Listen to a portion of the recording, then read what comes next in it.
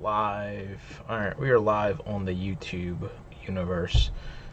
How's everybody's sales been before we kind of just fly away into all my crazy talk I'm going to talk about tonight? Good. Pitiful, pitiful.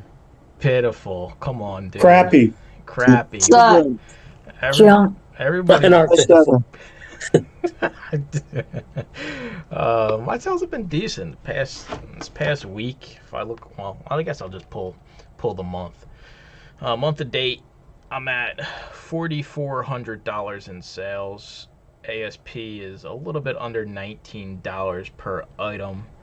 So I mean, for media, it's kind of one person, a few hours a week. I'm not going to complain about that at all. So yeah, sales have been decent for me, but I've been sending a lot of disc media in, heavily into disc media the past probably month, and yeah, it's been treating me well. So I can't complain about sales. If you have slow sales, make sure you're repricing. Make sure you're buy box eligible. Jimmo sent me a picture today on Discord. He does FBM heavily, right? And I mean, how many packages was it, Jimmo, you had in your driveway? It had to be 100, right?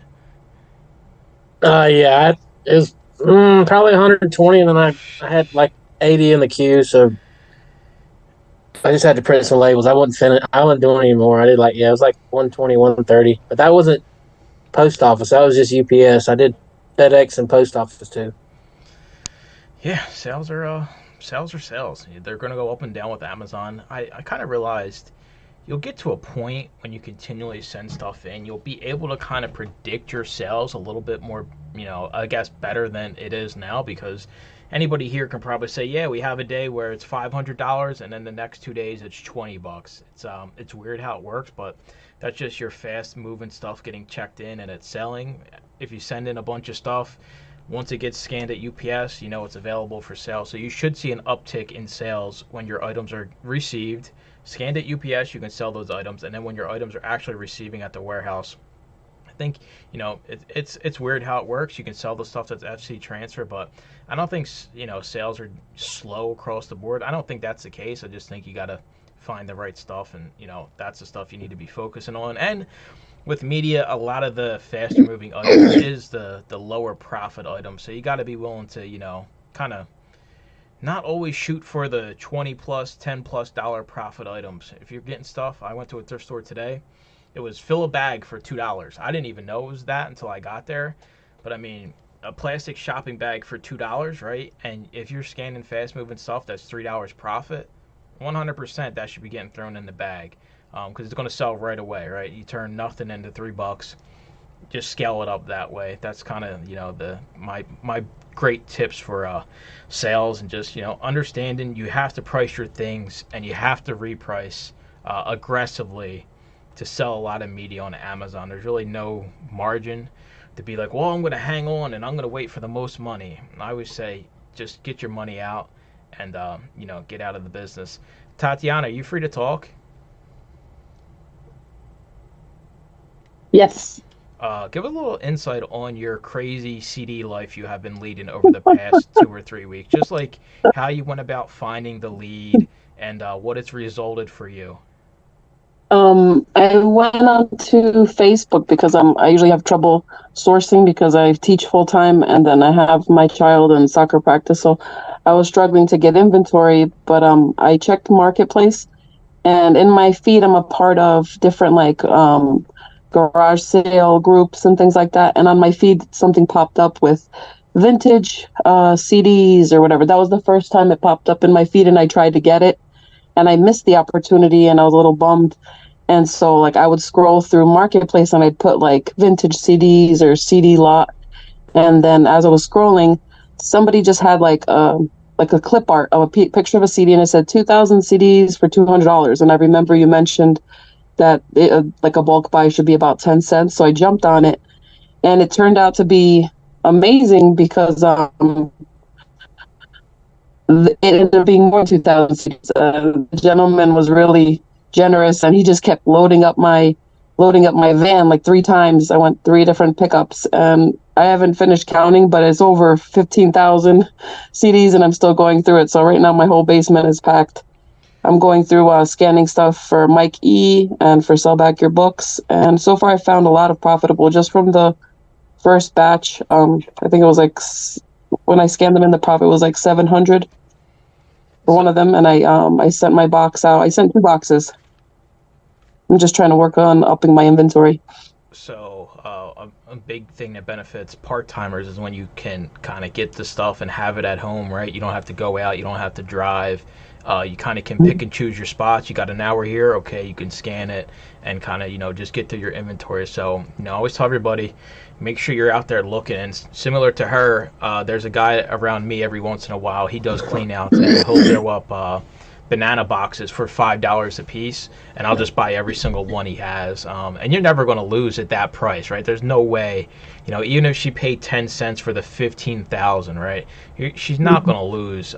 There's no chance. And this is just the stuff she's scanned, and she hasn't done any cover scans or anything like that. And she did bring up Mike E. Mike E, are you here, sir?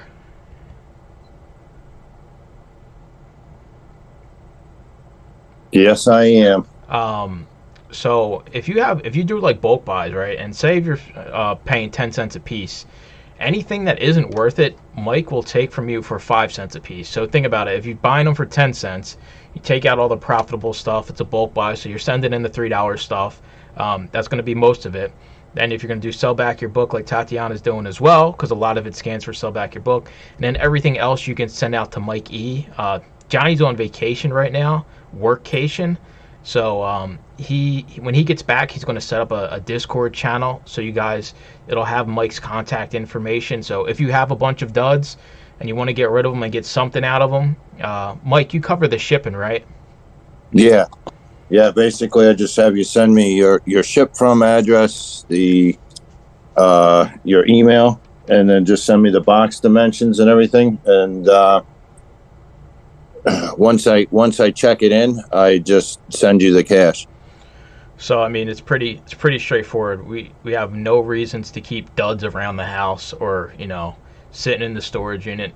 Scan it once, make a decision, roll on, keep going, turn and burn through this inventory, and just wait for the next opportunity. And if you need inventory, check Facebook Marketplace. Make sure you don't have. Make sure you're not getting, another reseller's duds, because that's 100% a possibility.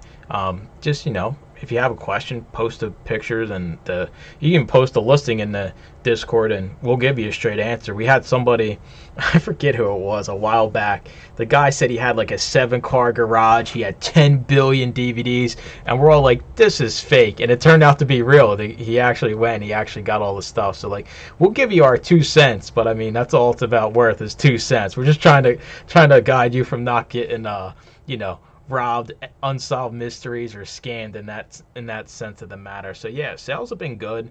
Sourcing has been good. My Goodwills are dead. My Goodwills, they're all but written off. I had that one good one locally, but it was only good because they just opened it, and their donations that they got, they were putting out. Now that they do this crap where it all goes to the distribution center, there's just nothing to be had in my Goodwills. I know some people still have luck. I'm just preparing you for the inevitable where every Goodwill scans all their stuff online. That's just, what a lot of these places are going to. So my Goodwills all suck, and unfortunately I probably have close to 15 in my routes. So it is what it is. I just, just adapt. I have put my... We talked about it on the next level call. I put my bulk ads back out there as well, so I'm buying in bulk again. Just got to have as many lines out there as you possibly can to make this work, because you need thousands of items in inventory to make a full-time income with media. It's hard to make full-time money if you have 500 items, 750 items. You got to get 1,000, 2,000, 3,000, 4,000. I'm curious, Josh, how many you got in inventory? If you can talk, you're probably driving. You're always doing something, dude. I'm driving home, buddy. Active is about 6,500 right now. Okay. And so if you don't mind spilling the there's beans, like 1,000 in. if you don't mind spilling the beans, what does like your monthly sales kind of look like with that type of number? You can give me a range. I don't need an exact number. Right now it's looking about 23 this month. 23,000? Yeah. Okay.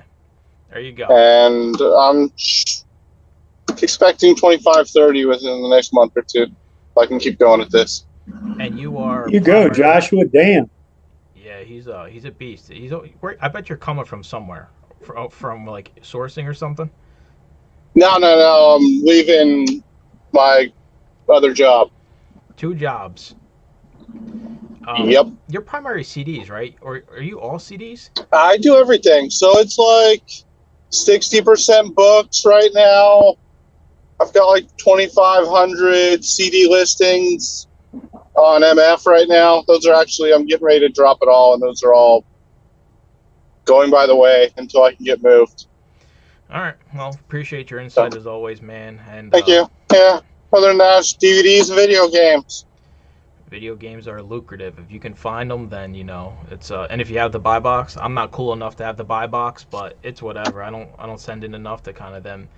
Or I could ask. I could be in the forums like, hey, can you review my account? But then my luck, they'll screw something up and I'll lose the buy box and everything, and I'll have the buy box in video games, which I have none of. I did source some new video games, so I'll get the buy box for that type of stuff. But 60% books is pretty crazy that you're carrying that many books and you're finding that many books, because I can't find the profitable books like I used to. So that's why I kind of, books are still there, but it's the less of the 3 evils, I guess you could say. Yeah, I don't have any problem sourcing out here. In California, everybody just throws things away. Consumerism is real out here. Yeah, he's out there sourcing in Beverly Hills. You get any like books from like Tom Cruise's collection or like any superstars collection or what, dude? Nah. Wrong part of California. I found a Bruce Willis CD today. It's profitable. It's like $30 profit. But I'm a Bruce Willis fan, so I'm like, should I keep it? Deb's like, get rid of it. I hate when I'm in these predicaments when I find things that I want to keep for myself, and I'm just like, well, $30 is $30, and then I'm like, that's me with James Bond books. I found a James Bond CD today. Nice. Yeah. One of the soundtracks or something? I think it was either like a Broadway one or it was one of the soundtracks. Yeah, I sold a Terminator soundtrack today for $50. That was cool. Yeah, I mean that old stuff does well. Yeah, so it's crazy what you're capable of doing in this business. It's just a matter of, it's not, I don't even think it's how much time you put into the business, right? Because anybody can just do this 60, 70 hours a week and get no results. I think it's easy to get little to no results with media. I think you have to optimize everything before you start dumping more hours into it. So, I mean, I think to myself, not always. What do you mean? I think if you put in the time and you're willing to jump in the trenches, you're eventually going to optimize. You're eventually going to get better. I would love to agree with that statement, but I see some dumb old resellers out there in the universe. Well, that's the thing. Whether dumb or not willing to educate themselves, that's another thing. When I jumped into bulk last year, I didn't know anything. I was just coming off from cherry picking. I had no idea. I just knew, hey, I'm getting truckloads of books. You figure it out. You figured it out, but I would venture that 75% of people, if I dropped a truckload of books at their front door today, they wouldn't know what they would probably scan a pallet or two, and then everything else would just sit there forever. You are a shining light in the reselling world, thinking we're all geniuses and hard workers like yourself. That's what I'll say. I'm not thinking anybody, and I'm not saying we're all going to be at 6,500 listings by the end of the month because Josh believes in us. Let's go. It is interesting. I have a question. Go ahead, Steph. Can you guys hear me okay? Yes, you're a little muffled, but we can hear you enough to hear what you're saying. All right, cool. So I actually, I was searching through your YouTube Zoom calls, and I don't know if you've touched on it in a lot of depth, high price alert issues with books. Hold on, I'm going to switch to my AirPods. You'll be able to hear me better.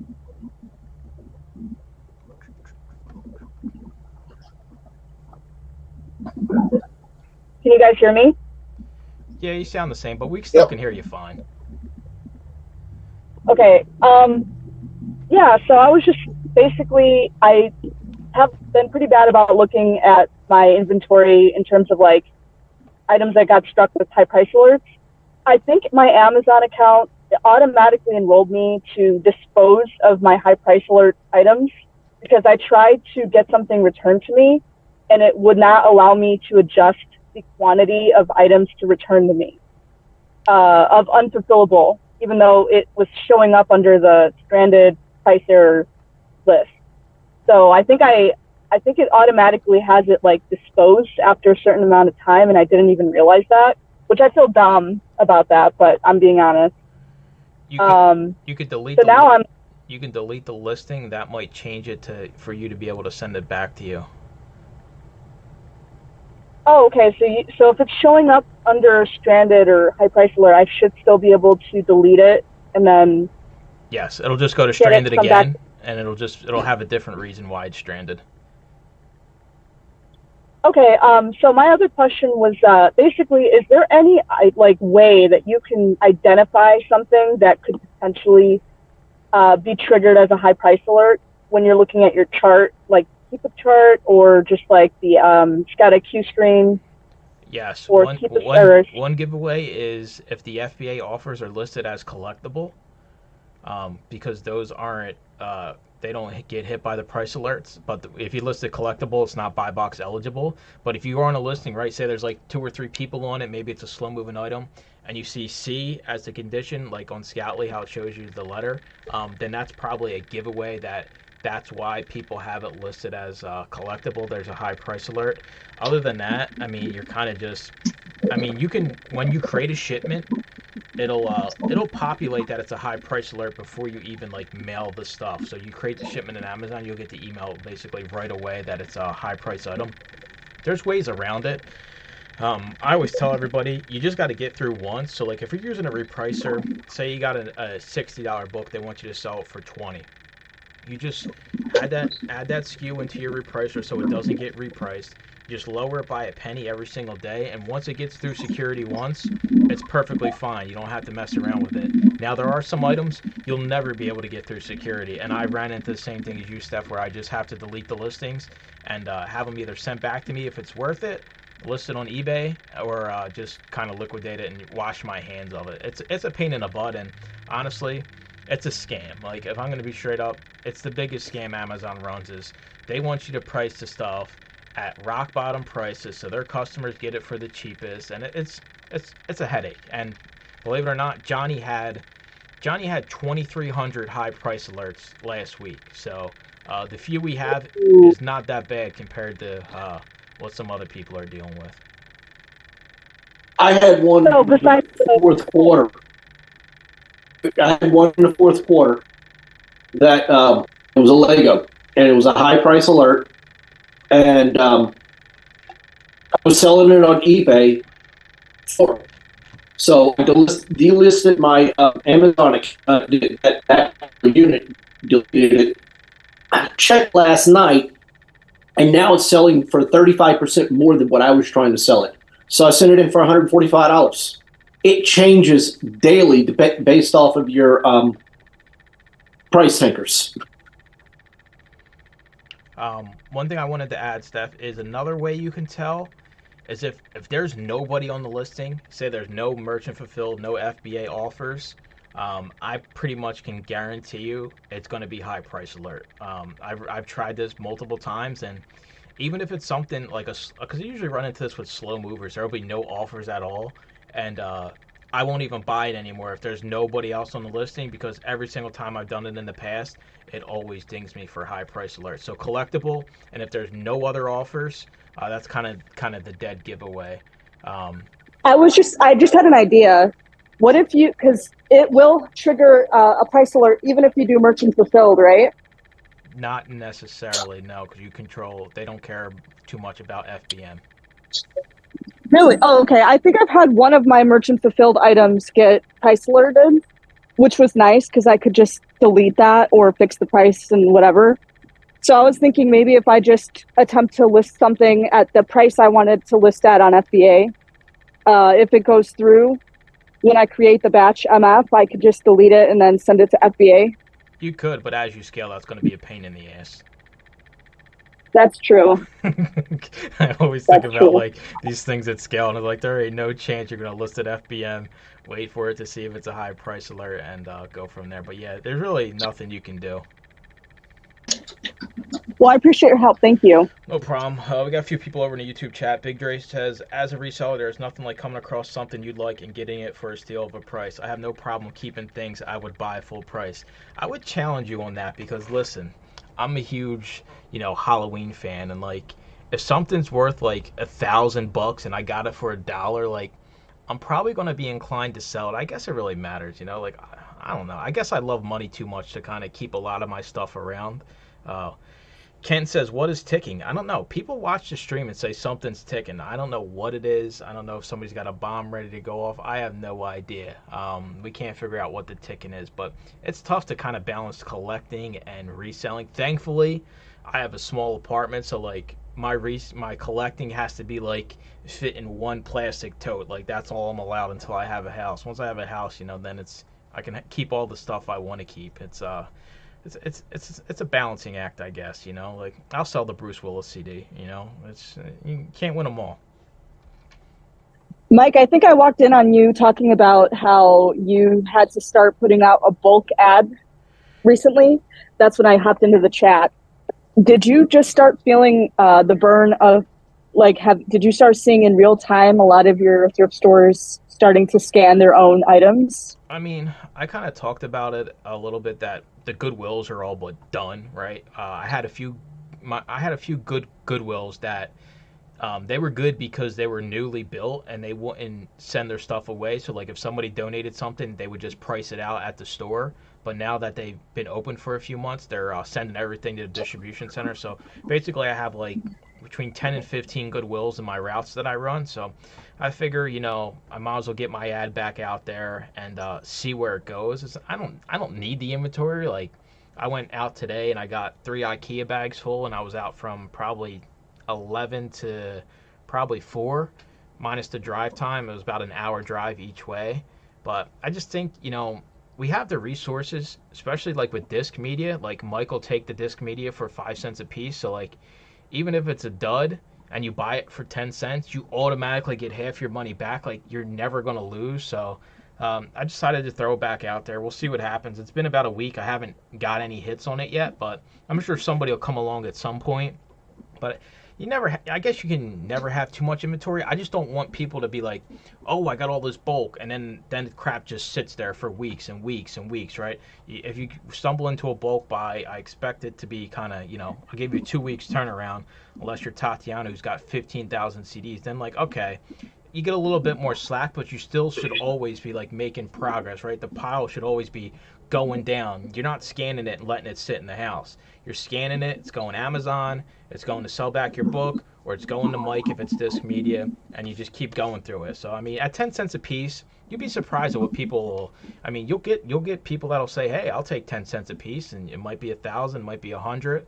But yeah, I just figured, get it back out there, see what it's like and what the vibe is basically of bulk in my area. I have somebody else that does the free book pickup in my area, but they're not as good. Yeah, Mike, you say bulk advertise. Are you doing that on Marketplace? I do it on Craigslist and Nextdoor, but Marketplace is another route you could go. Okay, because I did for books, not for discs. I did it for books, but I found I was going to people's houses in my neighborhood and picking up, 20 romance paperbacks and bull crap like that. You got to vet them better, man. You can't. I always ask for pictures, and if it's less than 3 boxes, I ain't going more than 10 steps out my front door to get that stuff. You got to just pick and choose your battles a little bit better, because that's exactly what'll happen, Gio. You'll just run into all this stuff that's just people just getting rid of literal junk. So you can even put in the ad, right? It's got to be at least 100 books 100 CDs, 100 DVDs, whatever it is, because you'll wind up wasting a lot of time. And instead of you sourcing at a thrift store making money, you're bogged down by driving and picking up, Danielle Steele and romance novels, and you'll just be pissed off. You'll be like, yeah, this ain't for me. Right. No Nora Roberts, right? No Nora Roberts. We got Josh over in the YouTube. Do you see high price alerts getting worse? I had way more this year. Yes, you're right, Josh. Amazon just wants you to give your stuff away. It's I understand their idea behind they want their customers to have the best price, but like, why do they scour the internet, and why do they take the list price that Joe Blow puts in when they're listing an item into consideration, especially for items that are collectible, right? I had that Grimm book. It's $100 book. Why does Amazon make me sell it for $20? Like, it doesn't make sense. It's because they scour the internet, the suggested retail price of something, and that's what they want you to sell it at. It's a pain in the butt. Nextdoors work great. Yeah, Nextdoor works good for some people, Kent. It's hit or miss. It really depends on your area. And I always say, like, you never know what you're going to get out of these free ads. I don't pay for none of the ads. You shouldn't pay for, like, a Facebook ad or Craigslist. It's all free. You just create a free listing, put it in the book section, put it in the DVD, CD section, and that's how I got one of my libraries, was through Craigslist. So the possibility is there for you to get a never-ending source from having one of these stupid ads or pinning up one of these flyers or your business cards, things like that.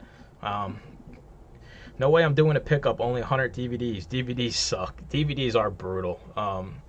That's why I don't pay no more than 10 cents per DVD. I don't care what they say. Regarding, oh, this is good stuff. Yeah, I've heard it all before.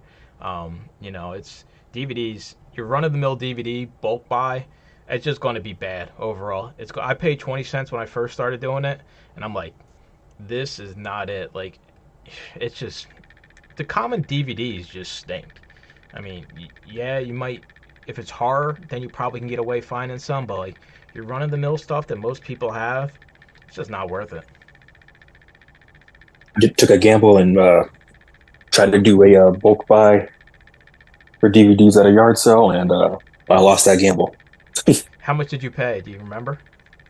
Well, I paid $30 for like a large box full of DVDs, but I also bought this automatic can opener with it, so that pays for it.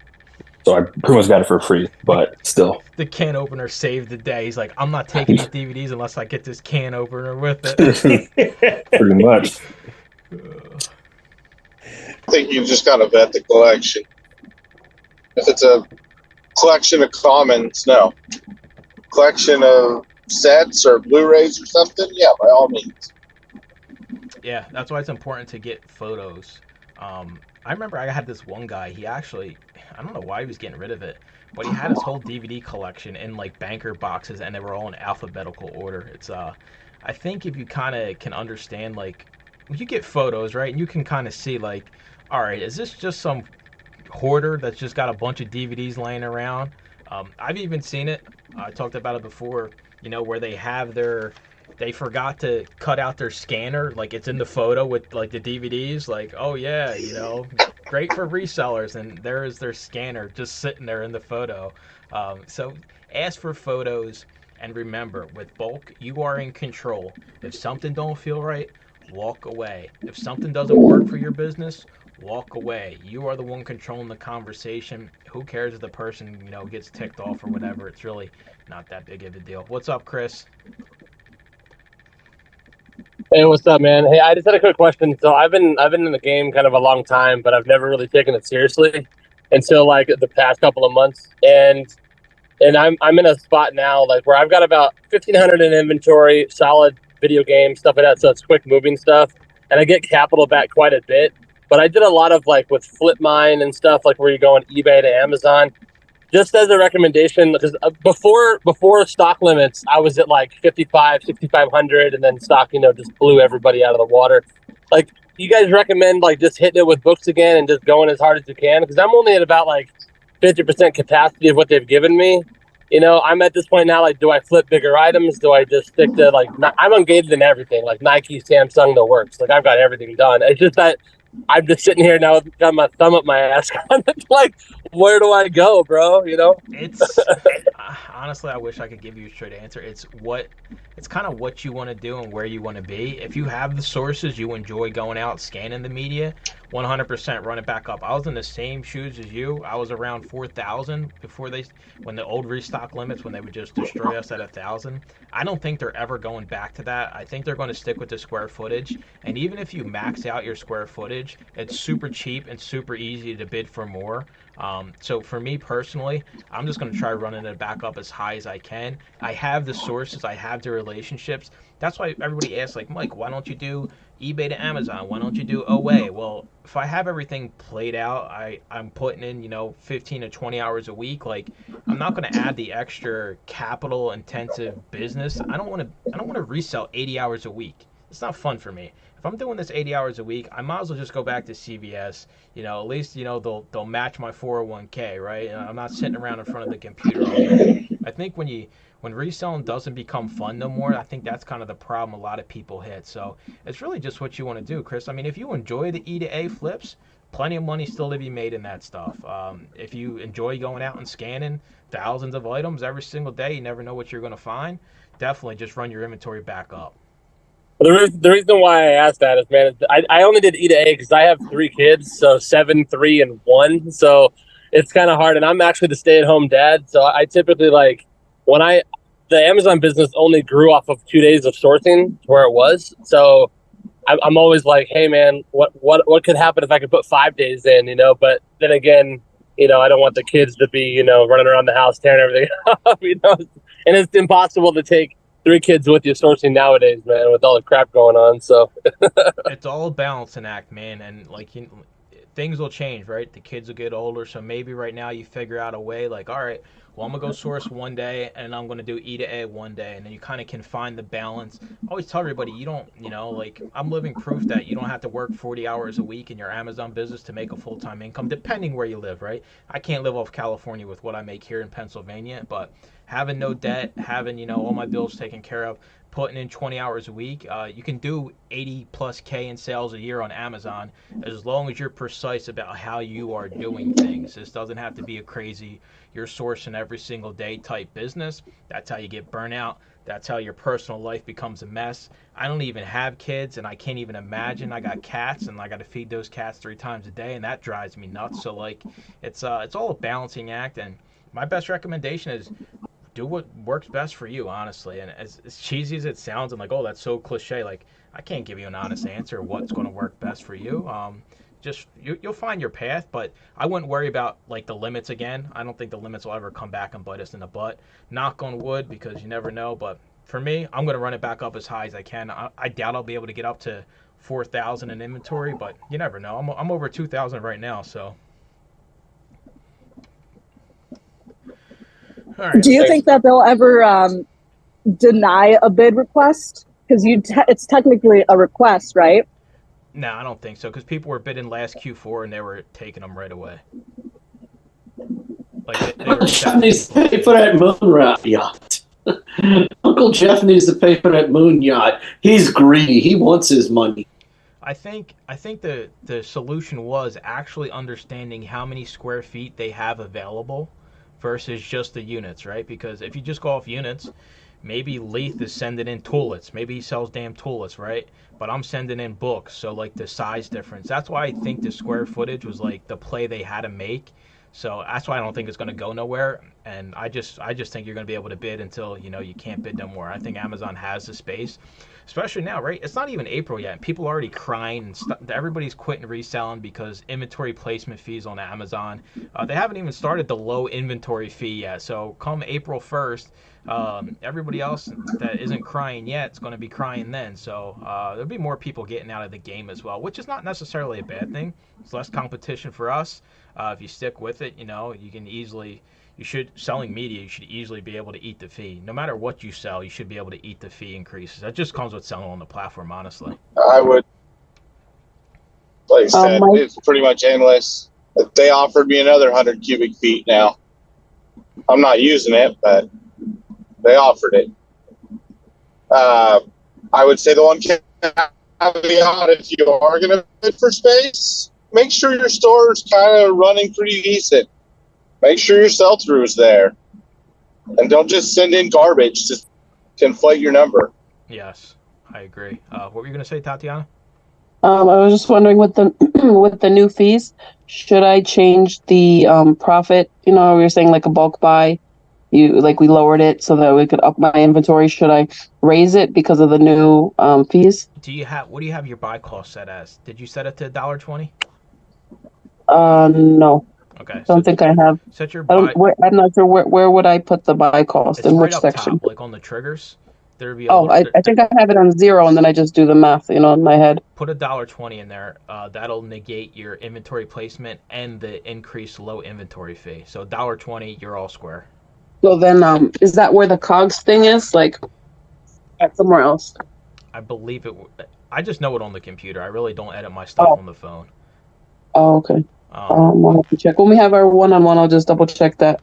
Yeah, I have the numbers in there. I'll send it over to you when I get a chance. I can just screenshot it on Discord and send it over to you. Okay. Thank you. All right, we got a bunch of people on the YouTube. Next doors work great. We already got that. No way I'm doing a pickup for only 100 DVDs. We got that. That's funny. He also steals my jokes and uses them in front of me. That's Deb talking crap in the chat. What's the clicking in the background? Yet again, nobody knows what the clicking is. I have nothing running on my computer. I literally have Discord, Amazon, and the streaming software. That's literally it. I had a chance to buy a Singer embroidery machine valued at $300 or $160 broken. They said it was broken. Should I have passed it up? Yeah, dude. Imagine shipping a goddamn sewing machine. You lose your mind trying to box this thing up, and then you're going to get some grumpy old lady because it doesn't get there right. That's going to... You can't give me a Singer sewing machine. $20 is buy all day long for me. Josh actually parts out sewing machines. He's got a YouTube channel as well. He just got like a basement full of sewing machines, and he just sells the parts, which is pretty smart. That would probably be the better route I would go than actually just selling the whole machine. Had a book removed today because it violated restriction policy. I looked, there's 84 others on there. Why did mine get removed? 84 others didn't. How can I even list the book that is restricted? It usually won't let you. The restrictions are ongoing, right? So just because you send something in, they can restrict it whenever they feel like. So you can send it in, they're like, hey, you're good to go. You can sell it. And then a week later, a month later, they can decide to restrict you in that book. It happens from time to time. They do it usually to like purge the brands, or it's happened with Sony. We know it's happened with Sony, where they'll just regate basically everybody across the board. I ended up going with a Game Boy SP and a Game Plus for 16 plus, like 16 collagen for $54. I sold the game today for $40 plus shipping. You can make money selling anything on Amazon. I picked up a board game today, One Direction board game. I paid $1.99 for it. Doesn't have the greatest rank, but the lowest new was like $60. I'll send it in for $40. Somebody will appreciate my One Direction board game. That's new sealed. I don't mess with used board games. I know Tommy Boy's heavy into used board games, but he does estate sales. Like, I guarantee if I bought every board game in the Goodwill or any thrift store, they're probably all missing pieces. But estate sales is a little bit different. Usually it's somebody's personal collection.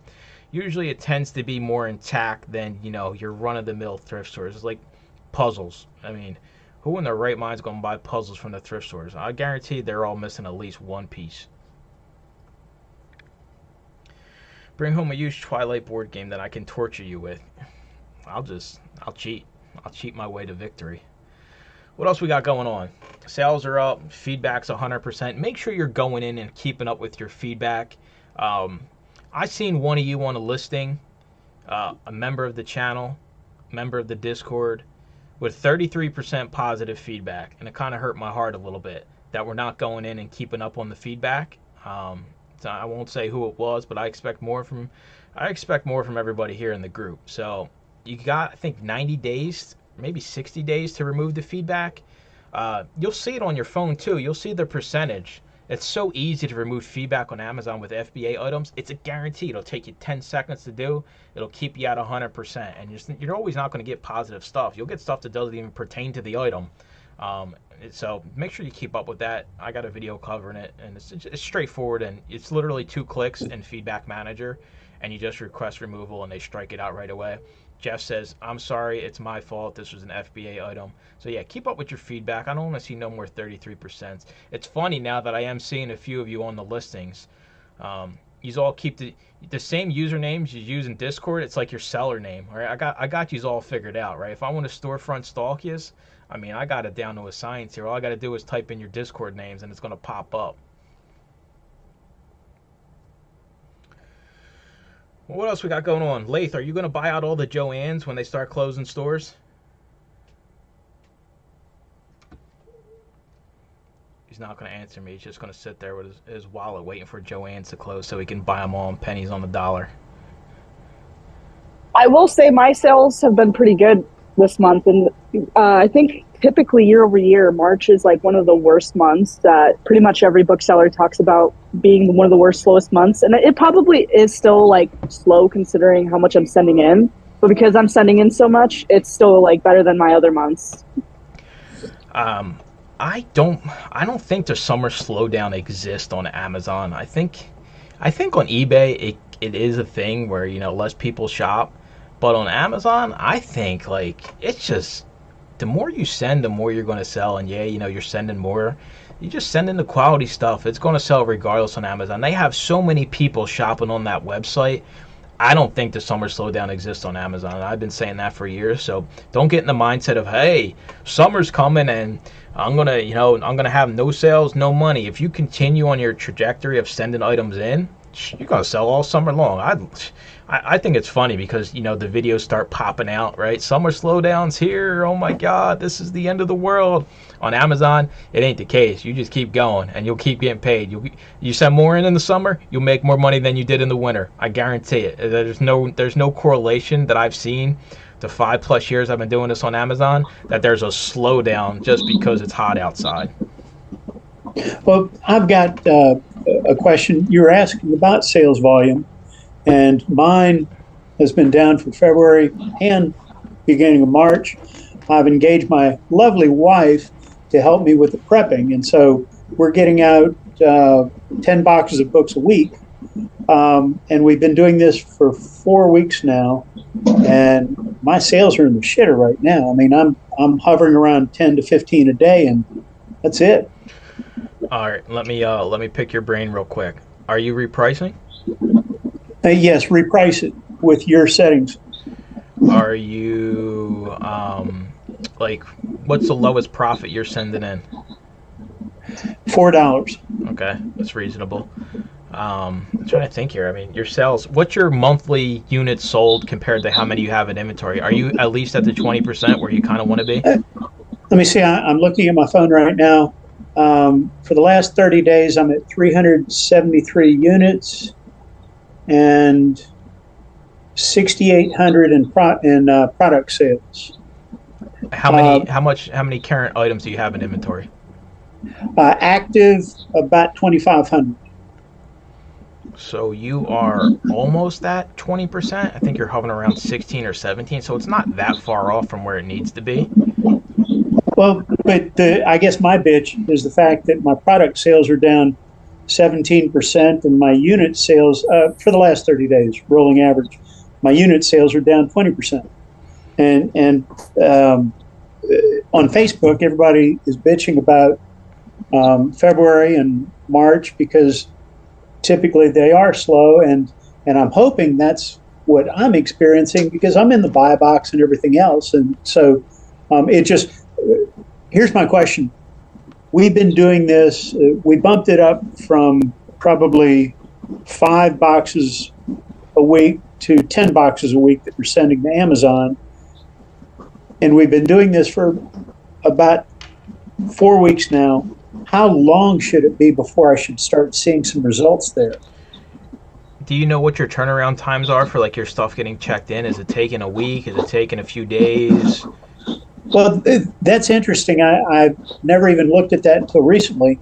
I've been doing this for about 9 months, by the way. And some of the books that I send in are sold in 2 days. Some, I guess because of transfers, will take several weeks before I'm actually buy box eligible, which that tells me they're ready to go. Yeah, I think you're. I mean, 4 weeks is a long time for you to be sending in 10 boxes a week. I would just probably say another. I mean, usually within a month, everything is transferred and winds up where it needs to be. So your results in April should be much higher than they are right now. That's what I was thinking. Can I ask him a question? Go ahead, I've fire kind away. of seen something like, how many units do you have in FBA? Lathan, are you talking to me? Yes. Right at 2,500. I've got still a bunch of shit listings from when I started, and I've been weeding those out. But I've got an active 2,500 right now. Now, because I had personally, I had basically seen my FBA sales slow. And yesterday I went on and looked, and I had about 12% that were out of the buy box eligible. So I readjusted those down, and 3 of them sold instantly. So look at if you see buy box and it says no, then play with your price by $1 or so. Then I realized I only got 260 units in. My 400 units I blew through. So now I'm sending in more stuff. So no wonder I don't have any FBA sellings. But that's not your issue. Go ahead, Mike. What's your month-to-date sales, Gio, if you don't mind saying? My monthly sales? Yeah. Last 30 days, I'm at 6,800. Okay, yeah. I mean, you should be a little bit higher because I got 24 items in inventory and I got about $1,000 more in sales than you. So you should be a little bit higher, but I mean, I don't think you'll see a jump up for sure. You keep sending in what you're sending, you're going to see a considerable jump up in April. It just takes a little bit of time for your stuff to get transferred. Are you doing only books or are you doing disc media too? At 98%, 99% books. I've only started getting into disc media.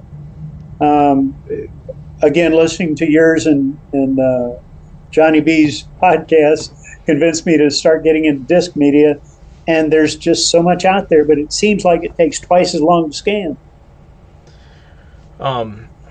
You'll see an increase in April, I guarantee it. Keep me posted on it. Just shoot me a message on Discord just so we can kind of track it. And then if you don't see any kind of increase, don't let it discourage you. I mean, sending in 10 boxes a week is no easy feat, especially if it's just books. So, yeah, keep on that track, and you should see an increase for sure, especially if you keep sending in 10 a week. You should definitely probably get close to 10K a month by May, if not June for sure, if you're going to continue to send in 10 boxes a week of books. Sure. I have a question too I have a question for you too. Are you using the default triggers or are you using like custom trigger set? I'm using Scoutly, and I set them up.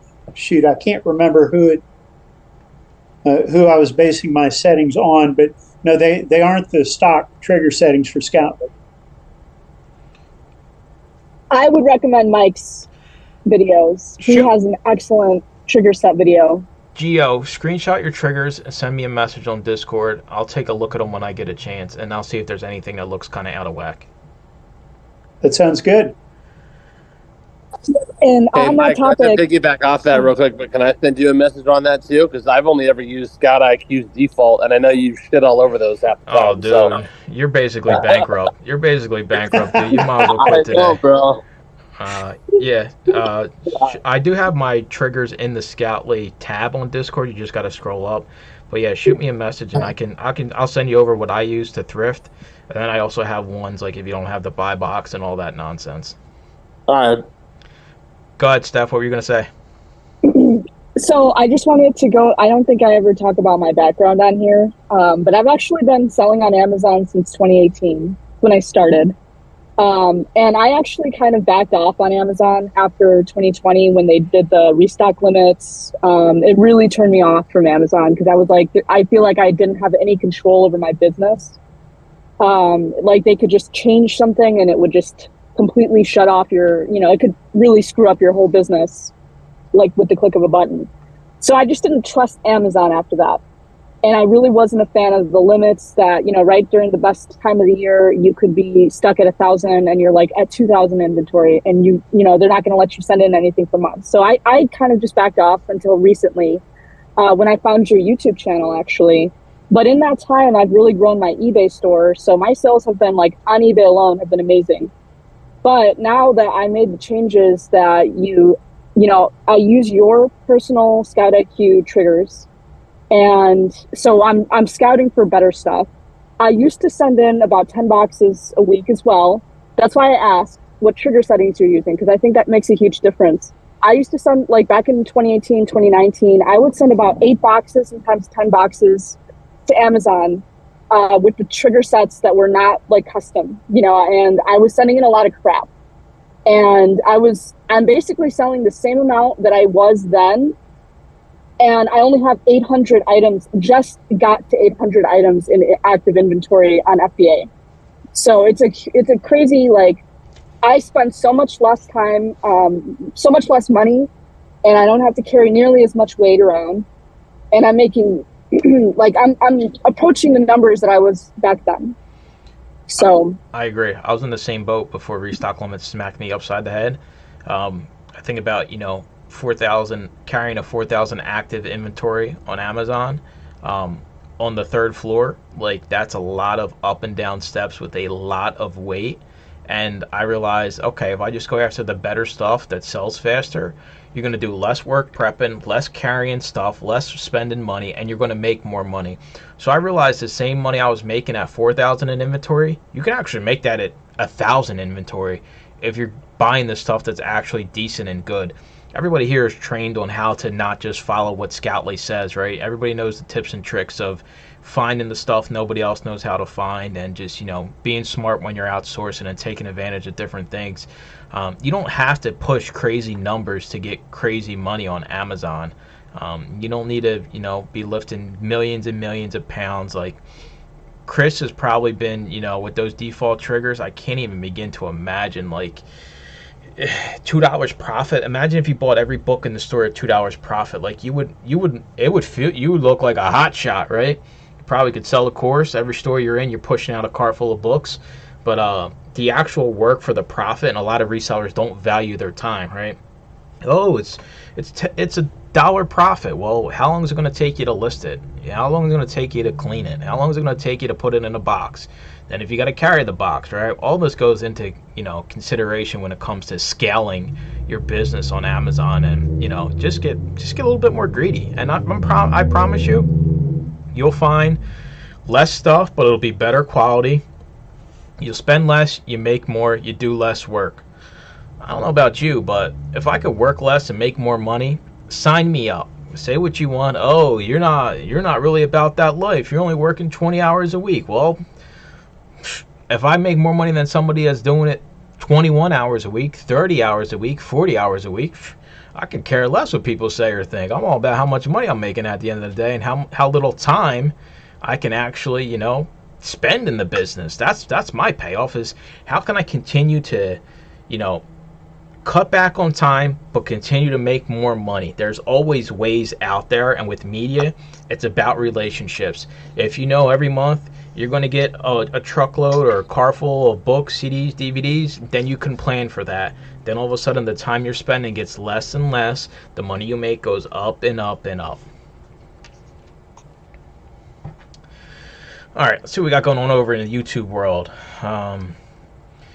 Mike said he paid $50 in a fee. Mine wasn't near that. That's insane. Yeah, I paid over $50 for placement fees for a single box. You figure if you do a box of CDs, you can get about 175 CDs in a single box at 30 cents a piece. That puts it was like $51 and some change that I paid. Liam says, hey, what's up, Liam? The salesman, hey, what's up? Just sold a part of a sewing machine. Yeah, Josh just sells sewing machine parts. You literally can just have a whole business around sewing machine parts. Anyone here uses the app Jungle Scout? I think Jungle Scout kind of ran its course. I know a lot of people used to use it back in the day when I first started Amazon, but I don't think anybody kind of messes with it anymore. Deb's trying to get sewing machine parts from Josh. Yeah, so what else we got going on? Anybody having any problems, any headaches, questions, concerns? My inventory is pathetic, 476 items. Listen, 476 items ain't nothing to be, sad about. I was hovering around 1,000 for the longest time until I finally started getting out there and busting my butt a little bit more over the past few months. So 400 items is a lot more than a lot of people will ever even be able to get up to. So don't sell yourself short when it comes to, oh, I got 10,000 items. Josh said it earlier that, hey, just because you got a lot of items doesn't mean you're making a lot of money. You sending in a bunch of junk, you send in the 1 penny FBA offers. Those people are just losing money. Mike, What's up? shipments. I know you ship everything to one location. Yes. Choosing optimal, and you decide you want to ship to another place or two. Do you pick the place that is the furthest away from you? Do you go central, or would you go east? For you, it's weird because people with Central, they've been sending their stuff to Texas, and then the Texas people are sending their stuff up to Illinois. So for you, you might be better off just going east because they might just throw you in Pennsylvania and you're right in Michigan. Okay. I have sent things to Texas before this ever even started, so that wouldn't be a change. But since I sell other items, naturally they have to go to other warehouses. I was central. I think I'll try the east and see if that does any better. Yeah, you might be better off because a lot of them are just kind of all concentrated up here in the Northeast. Even Virginia, some of my stuff's been going to Virginia. That's also a lot closer than Texas for you. Okay, cool. I just had a shipment go to New Jersey. So is there a setting that just I don't realize, I didn't know, because normally mine is going in the southeast or like Dallas over to Charlotte, but New Jersey. They haven't released their map, and they probably never will, of how they break down their regions. I think it's kind of just what works best for them. I'm in the central. I'm south of Memphis, and my stuff is now never going to Memphis. Yeah, my stuff doesn't go to Hazleton anymore, and it's an hour and a half from me. Do you have, for your region, do you have Central checked off or no? I don't know. But I've said, is that something that just happened? Yeah, it just happened with the beginning of the month when they put in the new fees. If you go into Cogwheel, if you go into Cogwheel on Amazon and then FBA, there will be your inbound settings. You get to choose what part of the world you want your stuff to go to. All right, thanks, Mike. That'll be the next thing. They'll have us sending our stuff to China, India, That'll be the next thing. Sell worldwide. We're automatically going to enroll you. You're going to be able to sell your books all over the universe. All you have to do is pay the $6,000 to get your one box sent across the ocean. No big deal. We'll offer some kind of kickbacks. What's the max weight for a box sent into Amazon? 50 pounds. I do shipping for a warehouse as my full-time job, and they do not allow boxes to go out past 50 pounds. Yes, 50 pounds, they don't mess around with that stuff. You'll get a nasty gram, and then you'll have to say, I'm sorry for being a naughty boy or girl. Always, I never even go above 49 because you don't know how their scales are. So I always never go above 49. I usually rarely even hit close to 49 pounds with the Lowe's boxes, the 16 by 12 by 12. So yeah, I don't mess around going over 50 or even close to 50. That's how you get jammed up. Let's see here. Connection I made last year would become a dear friend. She and her husband do cleanouts. Oh yeah, cleanout companies, estate sale companies. You just take a second to shoot an email. I'm not even telling you got to call people up or have face-to-face conversations. Shoot an email. Hey, this is what I do. You fix their problem. You give them a little bit of money. Can't go wrong. Cleanout companies, junk companies, 1-800-GOT-JUNK. A lot of those are franchise owned, right? So you just find the guy that runs it and boom, you're in the door. Same with storage locker guys, link up with some storage. They don't want to move the books. They don't want to move the CDs, DVDs. They're looking for the good stuff. They're looking for the gold, the tools, the jewelry, things that are gonna make them a lot of money, not the stinky books that nobody wants. Hey, Mike, I have a question. Go ahead. On those like those clean out companies and estate sales, how much do you offer them for the books? Is it by the pound or is it by what you think what they'll take? So the going rate for commercial bulk books right now is between 3 and like 11 cents on the high end, right? So that's like if you're buying a truckload of stuff. I would, if I paid for books again, my book ad now is free pickup. I don't pay for them anymore, just because moving books is a lot of work, a lot of lifting, and I feel like I should be almost 99% of the time they should be paying me to lift all the books out of the house. But if I were to pay again, it would probably be 5-10 cents highest per pound. The only problem that comes with that is it's a pain in the ass weighing everything if they have a lot of books, right? If they're like, hey, we got a whole house full of books, weighing those is going to be a fun time. So something that big, I probably would just throw like a number out. But overall, for your ad, like in a conversation of like, hey, how much you're going to pay, somewhere between 5 and 10 cents. You can always start low and work your way higher if they're not satisfied with it. But I mean, it's don't pay per book. I would never pay per book. I guess you could, like, I guess an average book almost weighs a pound, so I guess you could do 5 or 10 cents per book if you wanted to. But then you get all the crappy little romance novels that weigh nowhere near a pound, and you wind up paying way too much money. I have one other question about that. When you pick up for free book pickups and stuff, what if they're like all smoky or something? How do those conversations go? You're kind of screwed when it comes to like smoke, because there's really no way, even if you get photos, right? Then you show up and it's like like everything just reeks of smoke. You're kind of just screwed. You can kind of walk yourself out of it, like before you even do anything. Like if you walk in and it's like a cigar lounge, you can be like, hey, unfortunately, I'm not going to be able to take these today. But put that in the conversation you have, right? Or in your ad. I had that in my ad, like no smoking, the books have to be from a smoke-free home.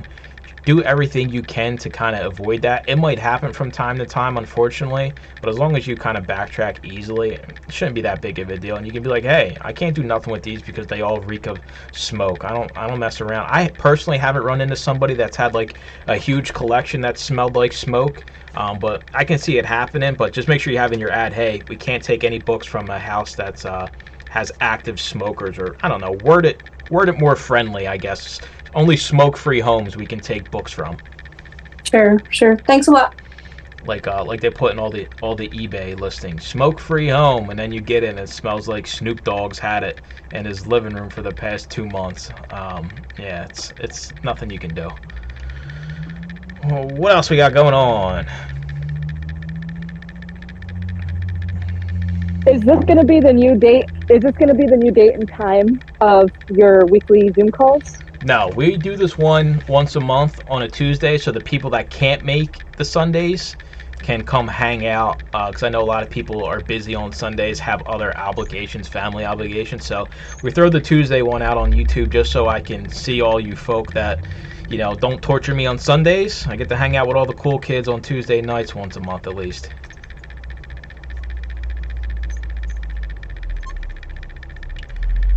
Any last calls for alcohol before we get out of here? It looks like it's still up for me. Wow, I got booted. Did stream go down? No, shot down. You're working on like one of those big old crappy desktop computers from like 1980. Anybody have any good movie recommendations, TV show recommendations? I'm an open book. I don't want no romance. I want like crime, mystery, horror. Somebody give me something out here to watch. I'm about to go watch Love Lies Bleeding. I heard that's really good. Love Lies Bleeding? Yeah, with Kristen Stewart. It's the bodybuilder movie. It's like a neo-noir movie, A24. They've been pumping out amazing movies the last year. My favorite movies have been A24. The Recruit, The Good Doctor. Deb's taking notes behind me.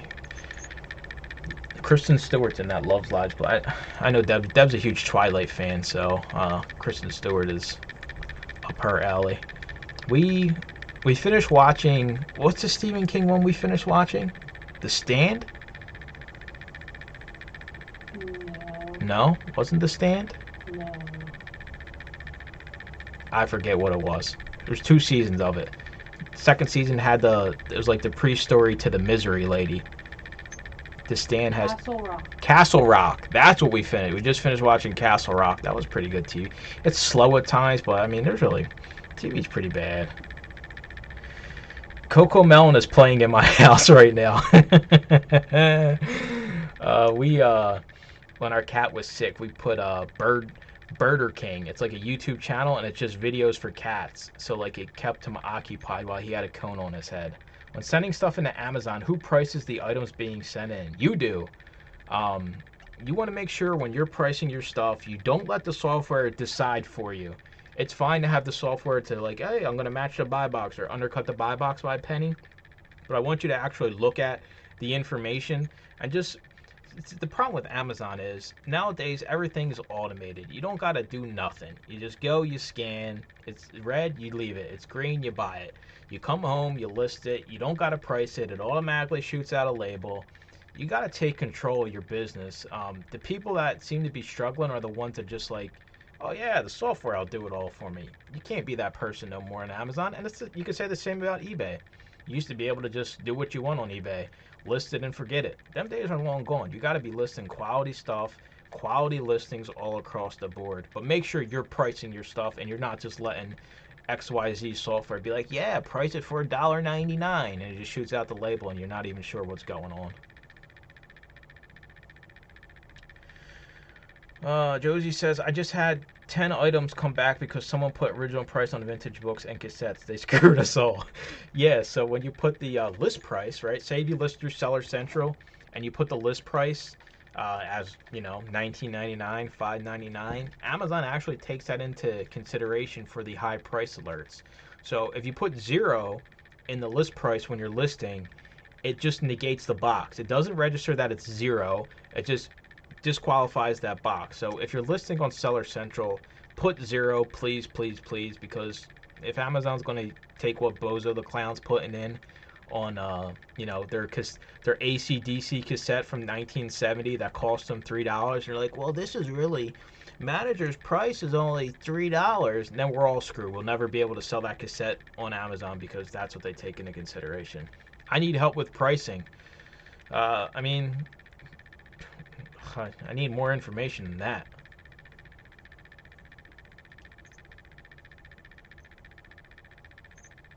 Are you repricing? Yeah, you're repricing, right? You and Rods have been going back and forth in the Discord about repricing.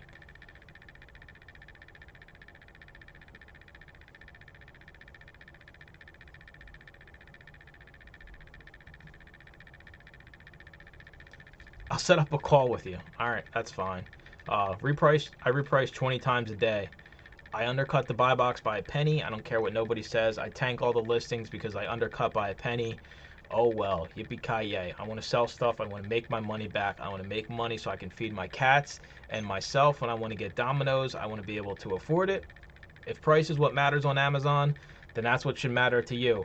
Not trying to get every penny out of your stuff. Undercut in media. I don't care what anybody says. It's the only way you're going to survive.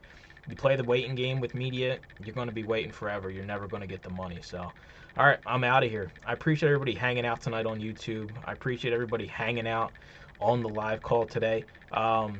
Ray, you here, Ray? I'm going to pick on Ray if he's here. Yeah, man, I'm here. I'm driving. What's your current inventory level at? I don't got to be exact. I'm around 1,500 now. Good man. That's what I like to hear because I know last time we talked, you were nowhere near that. So keep up the good work. Yeah, I do have a question though. I need some insight on promoted listings. Okay. Promote everything. Don't be cheap.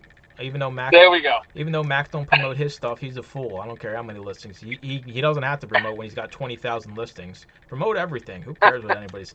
Give eBay all your money. Promote it 100%. Yeah. That's the first time I've laughed out loud at one of your videos. You were whining about people pitching and moaning about promoted listings. I thought that was hilarious. I mean, listen, if 2% is going to sink your business, see you later. Exactly. That's all I can That's say. right. All right. We are out of here. Everybody have a good night. Thanks for hanging out. I'll talk to you all over in the Discord as well and on Sunday's call. Have a good night. You got it. Awesome. Go green. Go green. Go Go Green. Red. Yeah. Go Red.